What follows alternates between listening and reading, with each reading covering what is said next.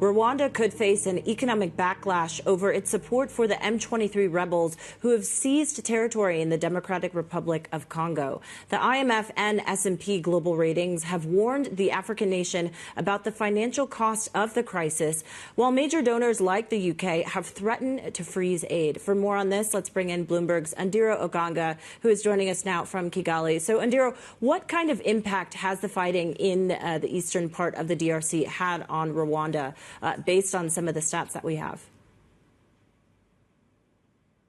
Hi, Jen. So we are seeing Rwanda's president, who was a darling of the West at some point, become growing isolated. And this is raising the risk of Rwanda feeling some sort of financial pain. If you look at their Eurobond that is maturing in 2021, $620 million, it fell by 2.2% to trade at 81.9 cents to the dollar when M23 entered Goma, though they've recouped some of those losses and is currently trading at 83.4 cents to the dollar.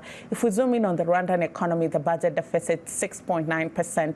Debt to GDP grew to 80% in 2024. And this was before the fighting and also the threats to cut aid. And they were assigned moderate risk of external debt distress. I say this because Rwanda is an economy that is heavily dependent on aid and also external financing. And so should that plug be pulled because of this fighting that's happening in DRC, then the economy could be in trouble. And IMF sums it up really well, saying that the prolonged crisis could lead to significant humanitarian but also economic losses, adding that the country is going to feel fiscal pressure and there could also be delays in development financing.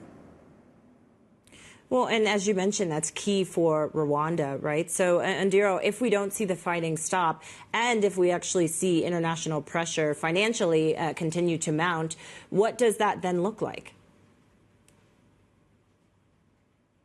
What it looks like is a country that will experience slowed economic growth. Grants account for 5% of total spending.